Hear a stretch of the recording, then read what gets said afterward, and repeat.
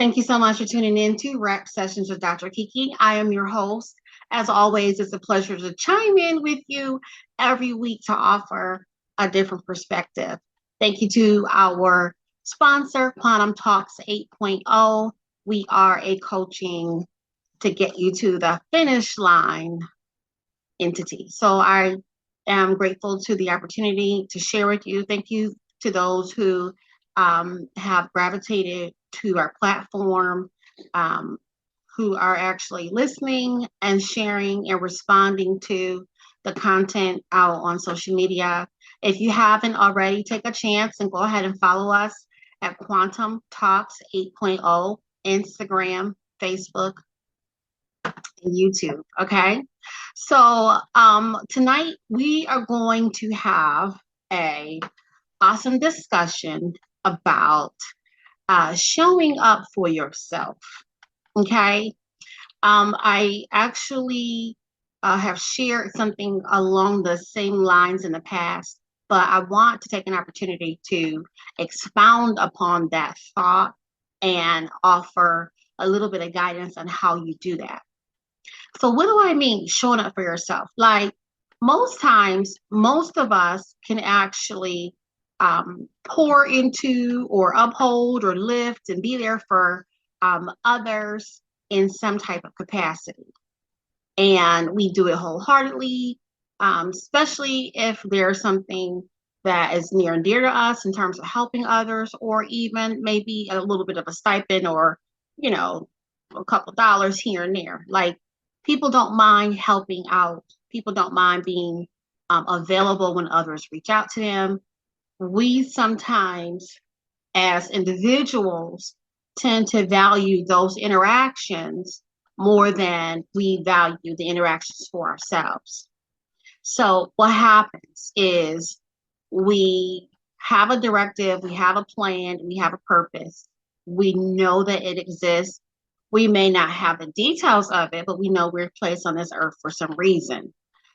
Along the time channel of our journey, some people start to put their plans, goals, etc., on the back burner, such that someone else's plan or their idea for themselves takes the front page.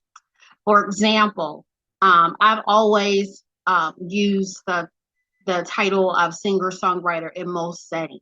Like, outside of my professional settings, most people know me as I'm a singer-songwriter, Kiki Michelle. So I remember working with, having a conversation to work with a particular individual who had all these wonderful plans and ideas of things for collaboration. Well, things kind of went left from the very beginning because they wanted to adjust my identity. Like, they wanted me to not be referenced as a singer-songwriter. They wanted me to be a reference as their own little quote unquote pet name or nickname for me. And I thought it was strange, but I was open to what their point could have been. But I very quickly kind of directly just cut ties because people want you to put your plans and your goals that you have, and even your identity, even your associations, they don't mind you putting that on hold to uplift what they're doing. So most people don't know, but I have what I have always considered a vision board. Even before, like, these vision boards have become very popular, and most people get together and do them from time to time. Some people do them at the end of the year as a projection for the next year. Some people do it quarterly. Well, I do it monthly. Like, I have projections for all of my active projects of things I need to attach and attain and actually have.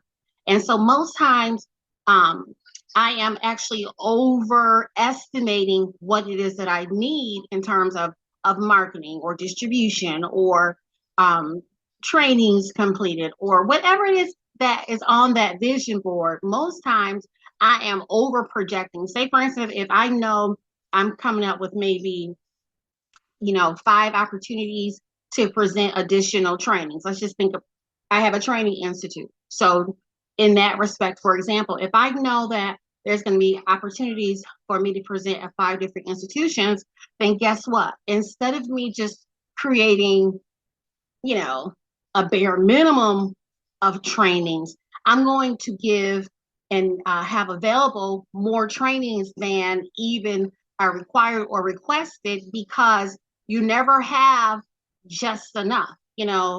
Anything that you're doing, you have to make projections. And say, for instance, if I know that these 5 entities probably need, 10 trainings each, I'm doing my best to come up with content that's relative, that can be effective for them. But again, instead of, providing 10 because, wow, they only need 10, then as a person who knows how life goes and how different things happen, I want to make sure I have at least a good 15, 20 options for those that I am doing business with. So that's just an example. So I always have something that I actually update sometimes daily, but my vision board is the beginning of the month. I go and do a projection for each of my projects of what I need to do. And it really has shown me areas for growth. It has also shown me areas for success, because if you write certain things down, write the vision, make it plain, it will come to pass, right? So why am I sharing this? Vision boards are nothing new. You don't have to have some grand board and writing everything down in all these colors and things, but you do have to have something that is a guide, a plan that's written so that you can actually bring certain things step by step into fruition. Well, back to the person who was, trying to suggest that, I not be, don't use singer-songwriter, like anything that I actually have out on my website in terms of my bio, things that are shared in any of the publications that I'm in, or certain real life things. None of that was actually considered. They knew about it. None of it was even actually mentioned. So right away, I was like, well, I didn't want to immediately say, whoa, that's not going to work. I was open to what their plan is, because sometimes people are not as good as explaining where their ultimate goals are. And I understand that. And sometimes it might take more than one meeting. But it was clear to me that they wanted me to put all of the things that I've been praying for and working hard to accomplish on hold, and actually get behind their projects that, looking just from the natural eye, weren't really going anywhere.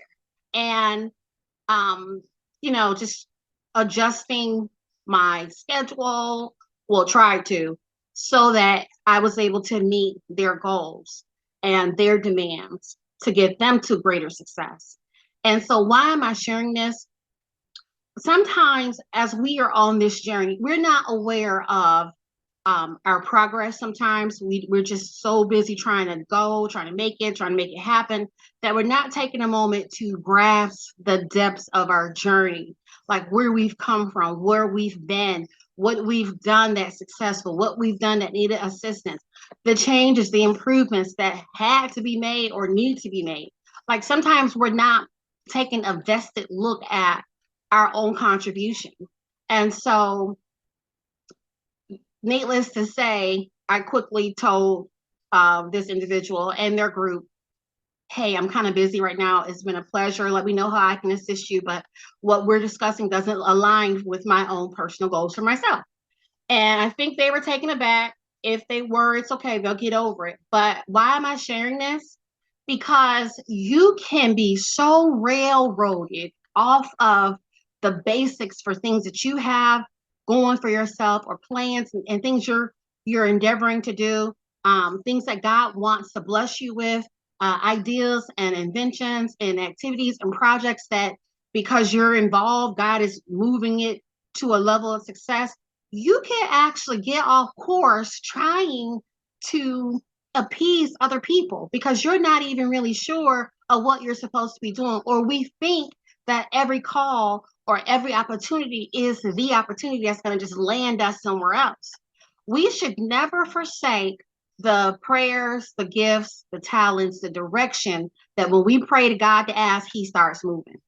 You put X amount of time into, say, for instance, this block company. You know, if you're going to start investing in little building blocks, you're putting all this time in, and all of a sudden someone calls and say, "Hey, I just sold my block company. I could show you some things, but actually I'm moving on to X, Y, and Z. Why don't you come along?" Why is it that we as humans are so quick to put our own schedule, plans, and goals on hold to go and follow and support something someone else is doing? Am I saying we shouldn't collaborate? Absolutely not. We should collaborate, but we shouldn't go around moving our own deliverables that we've set, and now it's not a deliverable anymore. Or guess what? I know I need to write, so I'm so busy, chasing the rainbows in somebody else's dream for themselves that I've not written in quite some time. We cannot afford to do that. Everything that God has gifted you with, you've got to show up for yourself. You have to have a time and a plan in place, put it on your calendar of things that are deliverables, and make sure you're working towards it every single day. If you go and work on somebody else's job 20 minutes or 20 hours or 40 hours or 60 hours, you should still have space in that week where you're doing something towards your goals, your gifts, your talents. If we are not, then guess what? We're not actually putting in the time, and we're not actually showing up for ourselves. But if someone calls or there's another opportunity, we're running and hustling to do that, and not even bringing to fruition what it is that we have to do, or we're committed to do, or we've had in our mind, in our plan, on our vision board. Our goals is the gift. We've not even poured into that because, we're helping someone else, or they know that you're the go-to to get stuff done. So we're so busy being quote unquote everybody's go-to that we're not showing up for ourselves. Show up for yourself. Be willing to say, "I'm sorry, I'm not able to commit to X, Y, and Z at this time. Thank you so much." Even if it might feel weird to do so, because we don't realize it, but sometimes what you have worked for or towards for so long is right on the cusp of being something major, that we stop and get tired, and we think that every opportunity is the opportunity for us, and we put our initiative and everything we have behind someone else's goal or dream. And in the meantime, 9 times out of 10, because you're a part of it, their dream is going to take off. 9 times out of 10, all the promises that were made, that when I make it, I'm going to remember you. When things happen for me, I promise. God is my witness. I got you. On and on and on. People get amnesia real quick. They'll tell you, "Oh, no, I didn't say that. Oh, well, no, that's not what I meant. Oh, no." Or even if they have that conversation with you, that's a plus, because most times you pray into and help and put all your resources behind someone else's invention, project, goal, etc. And when they make it, you can't even hear from them. So now you're almost right back to square one of trying to get what it is that you're supposed to do off the ground. Well, how much time have we wasted?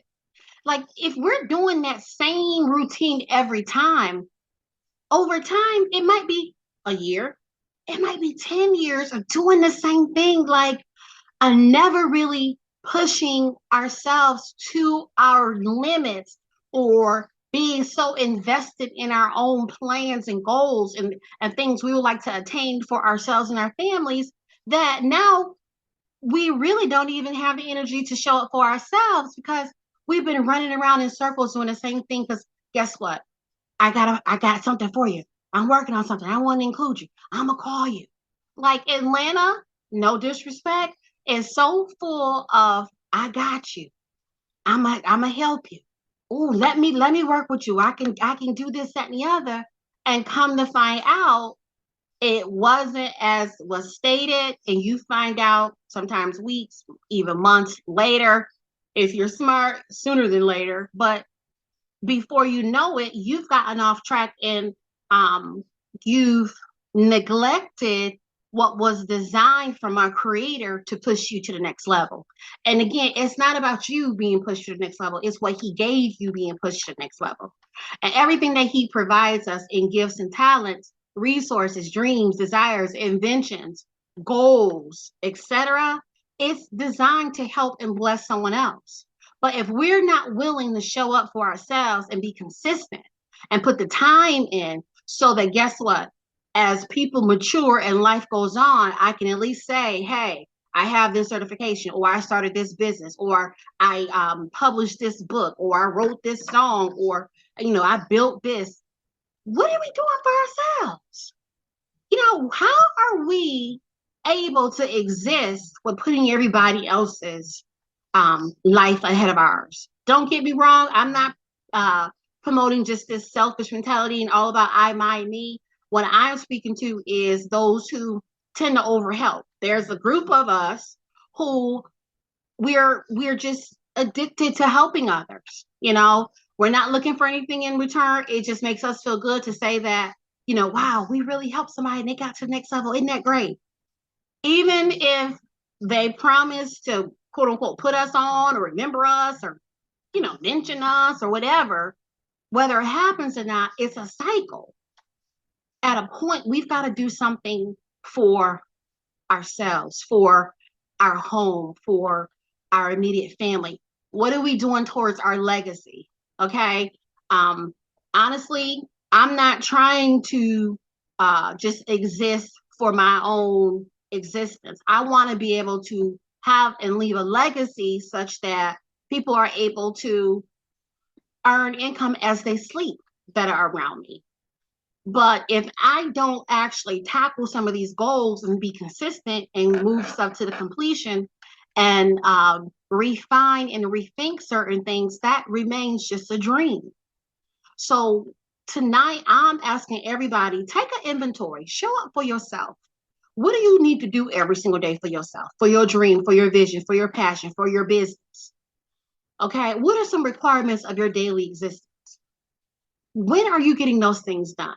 Are you setting a calendar? Are you using a schedule? Are you putting it on your clock and things of reminders? Like, a lot of things start with organization.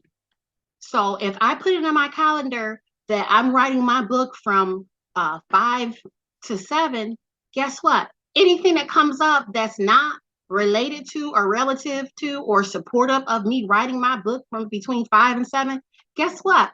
I'm going to have to decline and or ask for another space and time to get back with them. I don't put my duties for myself on hold or on the back burner, because trust and believe, if the tables were turned, those folks will tell you, oh, well, you know what? I have a commitment right now. I'm free after 7 o'clock. Can we talk after 7?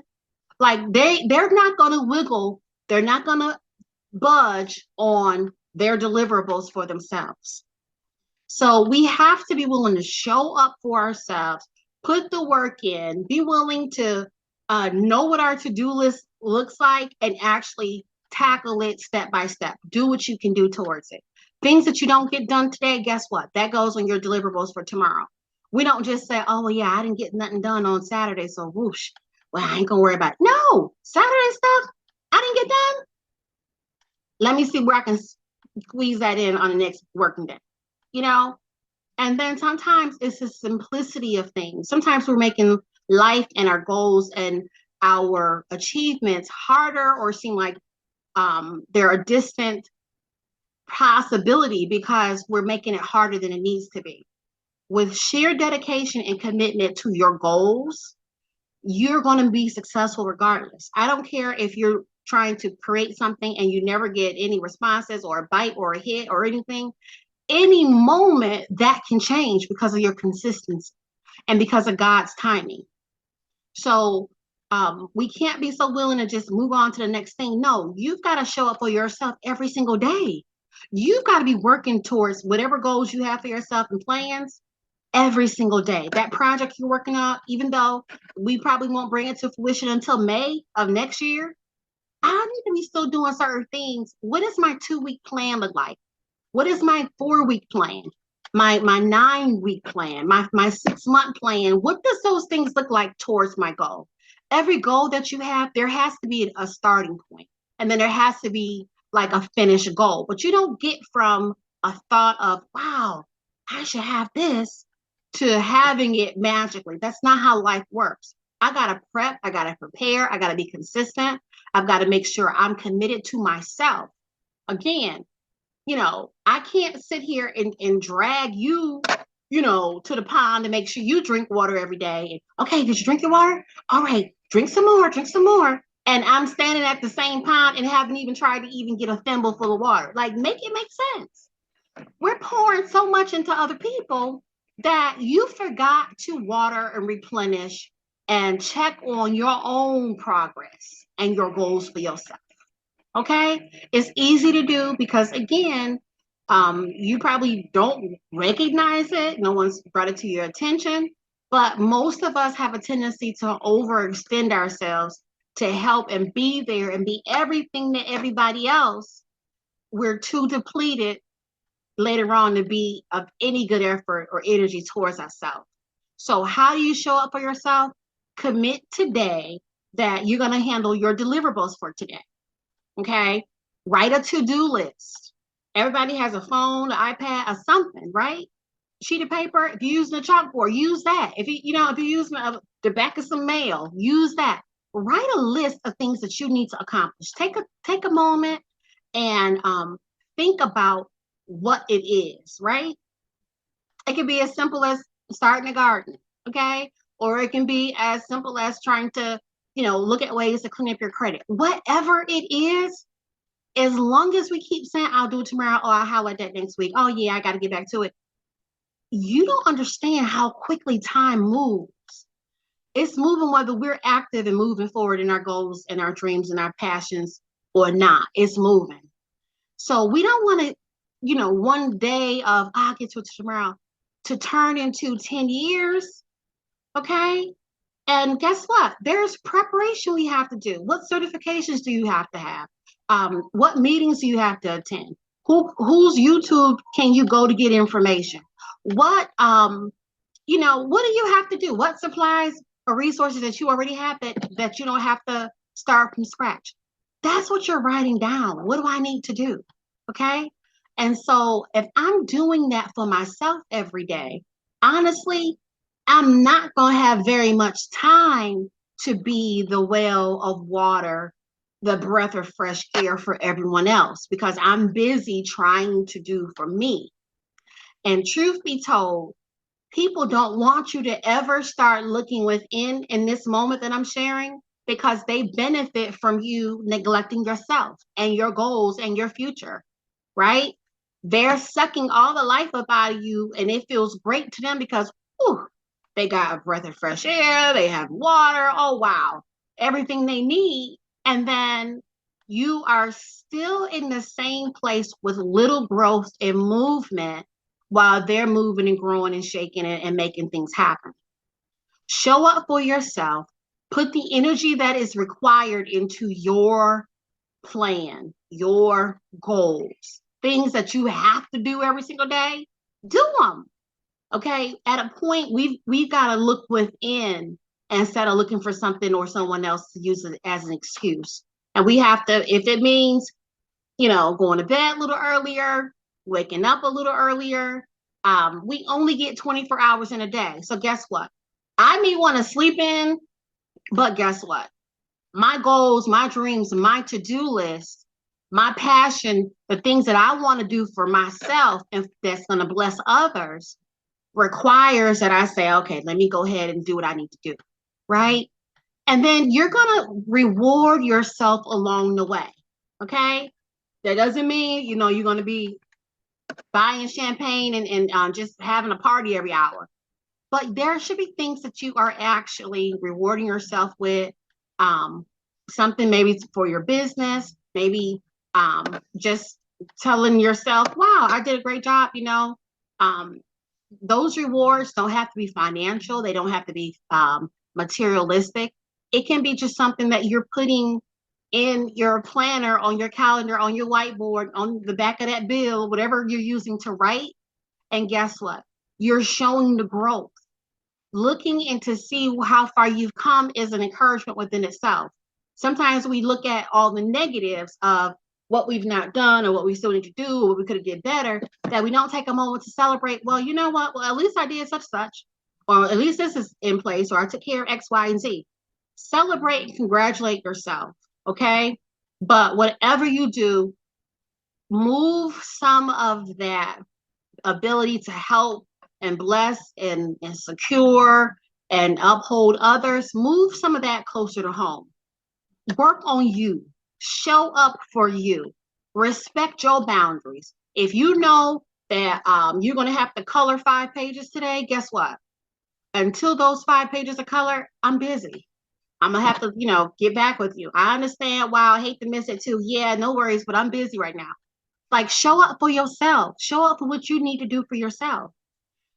Most people who are helpers, who love other people, who people are they gravitate towards because I heard you can help me, or you're the plug, or what I'm saying, I heard what you did to someone for so and so. Most times we develop this octopus kind of a thing where we got octopus arms and we're doing this, that, and the other 1,000 things in the course of a day for others. But have we even done what we need to do for our own personal health, our own personal hygiene, our own personal dietary needs, plus something towards our own business plan idea? It means taking a moment, realizing that we are not everybody's savior. We can't help everybody. They're benefiting from it, but if I'm not there to help myself at the end of the day, what good is it? So setting healthy boundaries includes, letting people know that, hey, nope, I'm sorry, I'm busy that day. Oh yeah, I have something to do. I have an appointment. You don't have to tell them all the dirty details of what it is you're doing, but I'm working towards my goals and plans. But you have to start somewhere. That means, guess what? Most phone companies on these expensive cell phones has a voicemail, okay? That may mean letting someone leave a voicemail. And then once you've finished what you were supposed to do in this space and time, then I'll call them back. Because I promise you, once they become refocused on building themselves up and doing something for themselves and replenishing their own energy and having something in life, when you call them, you're going to get a voicemail. If you reach them, they're going to tell you, oh, no, I'm kind of in the middle of something. I'll call you back. They're not going to stop what they're doing and let you push them way behind. So we have to value what we are, who we are, what the worth is that we have. Everybody is valuable. Everyone is worth something. Your contribution, whether it's recognized or not, is important. So we got to start contributing to our own health, our own safety, our own peace, our own joy, our own success. Okay, it really feels good to have things on your to-do list that I probably didn't get it all done this morning, but guess what? By the time midnight show up, bam, that's one thing off my to-do list. That feels good. So in this season, in this time, guess what? Everybody has needs. Okay, so people can look at you without saying very many words, knowing much about you, to realize that some people have an ability, this innate need to be able to be the savior for everybody. Like, no matter what it is, they're going to stop what they're doing and go, wow, oh, you need a truck? Okay. Oh, you need us to move this mountain? Oh, okay. Like they already know, and they've heard, give them a sad story, let them know, blah, blah, blah. And they're going to, do everything and go overboard. So go overboard, do everything for what you need to do for yourself. You will always thank yourself. You'll always attain results while everybody else is still stuck on excuses and playing the blame game. You're moving closer and closer to the goals that you set for yourself. It matters. And if you don't believe it, I'm here to tell you it matters. And you're going to see immediate results. People might kind of look at you strange, like, oh, wow, you used to be here for me. Oh, I used to could depend on such and such. But guess what? You're going to love the results, and success breeds success. And showing up for yourself is not selfish. It's what people do because it's called the laws of self-preservation. I can't just provide all the strength and the food and the materials and minerals and resources and vitamins to everybody else and not partake in those things myself. It's imperative that you do it. Your future hinges on decisions made today, and so does the folks around you, the livelihood of those around you. It matters. And guess what? You have it within your power. You have the wherewithal. You don't have to hope that you can get to that point. The fact that you've done this, that, and the other and showed up for other people is proof positive that you have what it takes to show up for yourself. Now, there will be people who see you taking another reaction and another step towards success, and they're going to get upset. They're going to give you a guilt trip. They're going to get jealous. They'll be mad. That's fine. Don't consume yourself with owning everyone else's problems. Stay focused to the directives, the leadership, and the plan of success that you develop for yourself. Okay? So if you need help with developing a plan of success, if you feel like you've reached a dead end or a block and you need help trying to bring your plan, your goals, your visions, your projects, your business, your book, your this, your that, whatever it is to fruition, reach out to Quantum Talks 8.0. We can help you with consulting and coaching to get you the success results that you deserve. Let's not continue to sit on the sidelines of our lives, watching someone else write the story of our lives. You have the pen, you have the paper, write the vision, make it plain. It will come to pass, okay? Again, share this video, like us on Instagram, Facebook, YouTube, Quantum Talks 8.0. Continue to share and uplift our positive inspiration every single day. Feel free to reach out.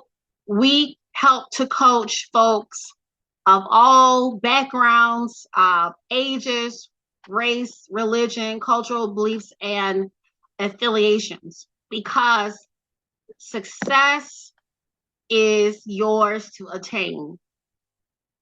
Thank you so much for tuning in to Quantum Talks 8.0 and a wrap sessions with Dr. Kiki. It is always a pleasure.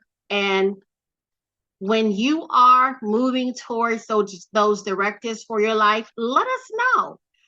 Keep us posted as to how you're going, how the journey is evolving for you. Okay? Thank you so much. Take good care. Quantum Talks 8.0, professional counseling, coaching, and wellness. We will help you to sort out the details so that you can get to where you are trying to go. Call us today.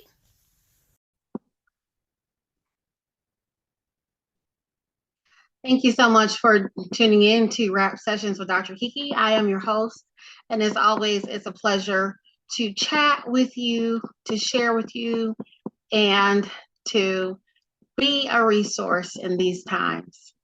Of course, our program is sponsored by Quantum Talks 8.0. It's inspiration, it's coaching, it's wellness. So thank you to everyone who actually allows me to help them along their way.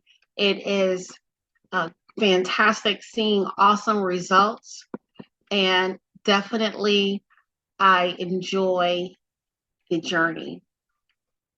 So today I'm going to begin our conversation today with a topic which seems to manifest itself in different ways.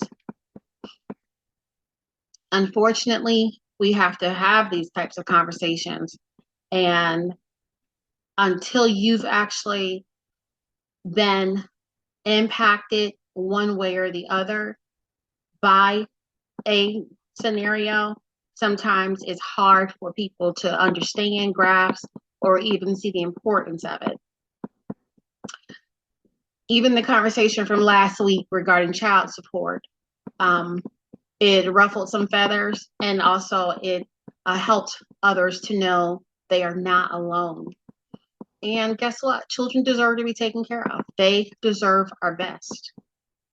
So today's topic is survivors of toxic parental abuse. Survivors of toxic parental abuse. So parents have the obligation and responsibility to not only meet the physical needs that a child may have, providing necessities, food, clothing, shelter. A parent also has the irrefutable responsibility to love and protect the children, to show them morals and values, to prepare children for the life ahead of them as they mature into their own young adulthood. And so what the conversation is based upon, because a lot of our children grow through toxic parenting, and the results sometimes takes years to manifest. As a child is acclimated to their environment, they will over time begin to think that that's the norm, whatever that is. So life changes and situations change, but nothing that happens in the course of a parent's life should convert that childhood experience for that child into a toxic, abusive environment. What is happening is parents, for one reason or the other, fall out with the other parent, have very negative things to say, feel some kind of way slighted, outside of just being pure OD evil. Some parents will target a child or children to make their life and their existence hell. And it's a cycle of abuse, because most times an abuser is going to re-abuse someone else unless there is the help and the assistance that is needed. So if a child grew up in a mentally or physically or emotionally or even sexually abusive environment, those scars, if they are addressed, can properly heal, so that those behaviors don't materialize down the line. Most times folks suffer with abuse, and it is the family secret. It is something that happens when there's no company, our friends are not there, when it's just the children and the abuser, and then the mask comes off, the boxing gloves come on, and these individuals choose to prepare and maintain a toxic environment for the children. There is no excuse. There is no tolerance for child abuse, child sexual abuse, child mental abuse, child physical abuse. But I think in talking to most adults, there is possibly someone that we all know who endured a toxic, abusive environment. And there are some of us who were the victims in those toxic, abusive environments.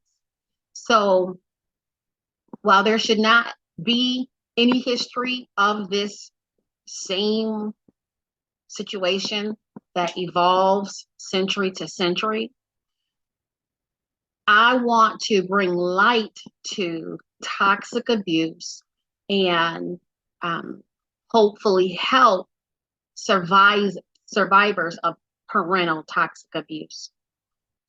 It is a depraved individual who will target and mistreat and misuse and abuse a child. It also takes something that's less than human to use an adult to them abuse the children that they are responsible for and just railroad them off of a future and a path towards success. Too many parents are envious, jealous, and outright hate their children than most want to talk about. Maybe this child resembles the other parent, or life dramatically changed when this person was born, or whatever the excuse is. There are individuals who will very rarely voice that they hate their child or children, but they set out to railroad them to promote behavior that is destructive. There are parents who lie to their children, and I'm going to emphasize lie, that their other parent does not love them, that they were a mistake, nobody loves you. They will practice over time rehearsing the same abusive lies and tactics in an effort for that child's spirit to be broken, and then they start to believe the lies. There are parents, so-called parents, who will tell a child that despite the real circumstances that they know existed between them and that parent, they will tell the children another lie and more heinous details of lies. They will drop breadcrumbs along the way to convince that child that the other parent is somehow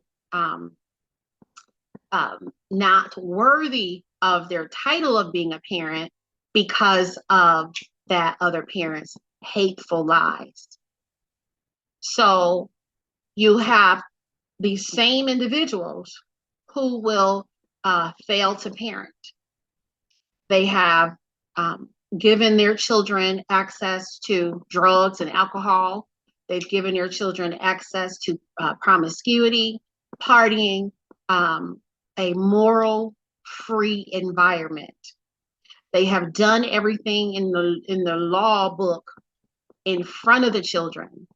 They have, in essence, allowed the children to run free without guidance, letting the elements guide them while they go and do what they feel they want to do with their time otherwise, because they don't want to be involved with the children. And instead of allowing those same children to be a part of the other parents' lives, activities, etc., they will construct lies of why the children can't be involved. But that parent's not home doing anything with the children anyway. They're not even home. But they won't let the other parent be inclusive of their activities with that child. There is a process by which people will seek to alienate children such that they are brainwashing them to think negatively, to even though they have a parent or guardian, another parent or guardian in this world, they will promote the idea that that parent never exists anymore. They get upset when that child wants that parent, asks about them, talks about them. They don't want the child to have any contact with the other parent. And this is a part of toxic abuse. You're upset because things didn't work out with you and parent A. It is not right for you to influence, negatively speak, and lie to tell that child falsehoods about that other parent, such that that child even questions their own identity. They start to seek ways to disconnect from that other parent in order to be in this parent B's graces. And they try to diminish the attachment between parent A and the child so that they can continue to control a narrative, whatever that narrative is. There are people who hate themselves so tremendously that all of their own failures, all of their unaddressed traumas and hurts and abuse that have gone unchecked and that they have hampered through life, they then start to project that hurt, that insecurity, all of the negativity they can find towards their children. And the results of it are children who are now being raised by their own terms. They are trying to get through the life that they have. They're also processing everything in their environment that just doesn't make sense. They're also processing what they've been told. In addition to that, they are being led astray through their own devices. And it's the result of toxic abuse. Toxic abuse, anything that's abusive, is designed to hurt, harm, put some type of negativity in. Abuse is deliberate. It is designed to maim, to cut, to invoke violence. And so toxic abuse survivors who wanted to have a relationship, even with the parent who's so dogmatic about another parent, they don't understand that they are putting so much effort and energy into destroying what they think that other parent is to that child, that they don't realize that they put up a wall amongst themselves, between themselves, so that the children can't connect with them either. So while they are digging a ditch for parent A, parent B themselves is there in the ditch already. So the child who actually endures and is able to recover, they then have to relearn certain concepts. They have to be shown the way and the truth of just daily, day-to-day existence. And so people who've gone through those scenarios where parents didn't want to connect with them, did not like them, said negative things to them, about them, created more roadblocks. If they find out a child is interested in a certain sport, I've known of parents to go and try to talk to the sports coach to say, whatever happens, don't let them on the team. If a child is interested in pursuing something that they're just really passionate about, I have known of parents to refuse to sign permission slips, won't send fees, won't let their child try out for sports, and you know, events and things. It's really, really a problem. So while there's not an excuse for certain behaviors beg all of us to take a look at the source. And without pointing fingers, it's very clear to see when people decide to open up and talk how their lives have been, there has been an assault on their lives based on the toxic parenting. Um, the parent B who's always, being negative and divisive towards another parent don't take the time to actually parent the children that are there needing care. It's more so of I'm going to do everything I can to destroy the other parent, even at the expense of the child that I am targeting. And over time, you get through it, you're a survivor, but now what? So, survivors of toxic parenting um, have to actually come to a realization of what they have survived. And they should celebrate having survived it, but also be open to ways of getting better, working through it, and not allowing the assassination attempt on their lives to prevent them from being successful in other areas. We don't necessarily want to become a further victim of our victimhood, so to speak. You were a victim, you were abusive, you were in an abusive environment.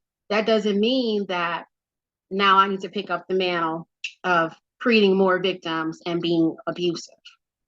Survivors have to condition themselves to be ready to deprogram the negative programming. They have to be shown compassion. They have to give themselves compassion. Be patient with themselves. Realize it's nothing that they could have done to change the situation, and it is not their fault. A child who is the target of a toxic parenting, you will find that they are always feeling like they're left out, because if you look at the record, they are left out a lot. Um, they their needs are not met. Parents, I have seen some try to introduce their children to libations, drugs, and alcohol as an out because they just want them out of the house. So yeah, go out and get in trouble, and I'm going to put life insurance on you just in case. I have seen parents say, to a little female, your job is to now go and get pregnant by whoever, so you can have a child support check or a county check coming here to help with these bills. So it's different because at a point, if this type of behavior were ever to occur, most times it wasn't in the open. It wasn't the neighborhood secret. It was something that people did behind closed doors, and it wasn't very well known. And now people are openly encouraging discord and provoking their children to anger and pushing their kids to a level of aggression on purpose, just so that they can continue to blame parent A. And I really, really wish people would understand that when you try to attack or tear down or deplete or destroy another individual, you are at odds and in trouble with God. And it sounds like a cliche, it sounds weak, but He is very, very wise, all knowing, and He will reveal, and He will also get His vengeance in the situation. But it behooves people to um, get their own selves together and stop trying to railroad and destroy other people, because as we know, the seeds we reap is what we're going to sow. Karma knows everyone's address. Even if you pick up and move undersea or move to outer space, karma knows the address. And you will get back what you have done to others. People live broken lives, wondering if they matter, not having any self-esteem, not knowing their name or their potential, not aware of who they can truly evolve in or how others even see them, because folks have cursed at them nonstop, belittled them, forced them out of their homes, refused to feed them, taunted and tried to just out and out push a child to the edge just so they could, um, you know, put the child out or have the authorities called. And that's a lot of toxicity. That's abuse. Um, Parenting styles are very different, but some people take even one disciplinary method and they abuse it. They push it to the extreme. And while there's reports made or people are aware of environments, 9 times out of 10, something isn't actually done until someone is hurt or until 911 is called and those types of things. But we want to be aware of people's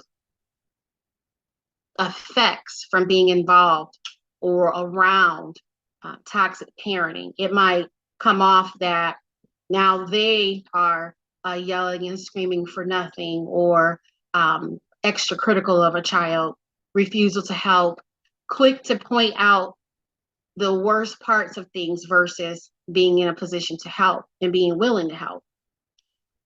Toxic parenting is also just speaking negatively. Oh, you ain't gonna never get the job. You ain't gonna never do this. Oh, you might as well forget that. That's a sense of jealousy and envy. That is a sense of I don't want you to outshine me. And again, a lot of parents, instead of pushing their children to the next level as much as possible, they are instead talking them out of their dreams. If there's, an opportunity that they come across that can be beneficial to their child, they know that their child is interested. They don't mention it to them. They make sure that they're nowhere near where they need to be a part of the opportunity. And it might seem like, oh, I forgot, or I didn't, I thought I mentioned it to you. But if you look at the grand scheme of things, it's deliberate, it's on purpose, it's designed to move you the furthest away from anything that looks like success, especially if that child who they are targeting in the toxic abusive way has any affinity to the other parent A, that parent B is set out to destroy. And some of these behaviors are very, very prevalent. And I think in our society, there's a tendency to just overuse narcissism and bipolar and those types of labels to categorize people. But truly, there are more definitive definitions that you may need to reach out to your own counselor or psychiatrist or psychologist to work out and to define, to isolate what's going on to get the help that is needed. But what happens is people get to a place and all of a sudden they move on, they don't get the help, they suppress it, and as they age, then guess what? Something just starts coming up out of memory, and they're right back in that space that they were when they were experiencing the toxic abuse many years ago. And I firmly believe that survivors have something that they have to be able to give to others because of what they survived. And that is why there's so many initiatives and campaigns, and people have created nonprofits, and they have activities and events to support different causes. It's important. But instead of having more causes and more fundraisers for events and this abuse and stop this abuse and stop that abuse, why don't we get to the core of it and be able to assist these victims before it gets to a cause level? I truly believe that we are in a pandemic of toxic parenting. We have an issue where everyone thinks that they know how to be a parent or what it means to be even a co-parent, and there isn't a clear idea. There isn't any opportunity for a child to even be given the chance that they need, because everyone thinks that they have the way. They want to control the narrative and are not willing to actually partner for the benefit of that child. Abusive and toxic parents need to understand that while they are busy trying to dismantle and stop the success and the progress of another parent, that in actuality, they are revealing and have been revealed to that child who they are and their true intentions.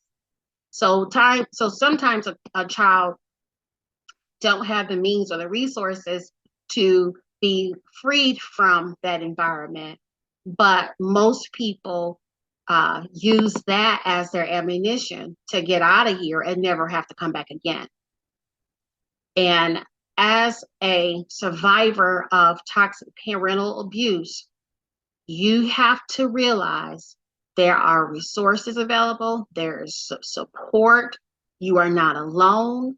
I'm not sure that anyone can say that every single moment of every single day of their childhood was perfect, but abuse and toxic parental situations are not anyone's lot in life, and it should not be your burden to carry. And over time, people start to have regrets. They get lost in those experiences that they've had, and they lose themselves. They resort to vices to pull them away from the reality of what they have survived. And so then that leads into more toxic behaviors, more questionable responses to the reality of their environment, but it's really them acting out everything that they've survived, everything that was pre-programmed in them. How could you, as a decent human being, begin to plant seeds of negativity and judgment towards another parent? It's just, it's beyond anything that's humanly right for people to feel like it's okay for them to take that approach. It's okay for them to, step on another human being.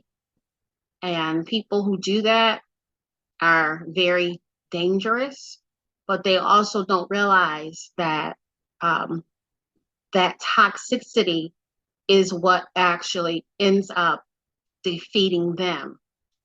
So if you've been a child who has grown up around a toxic environment, violence, abuse, struggles in general, we can help you to get to the next level, because you are a survivor and it's not by accident. You're here, you have a purpose, you have a voice, you matter, and we care.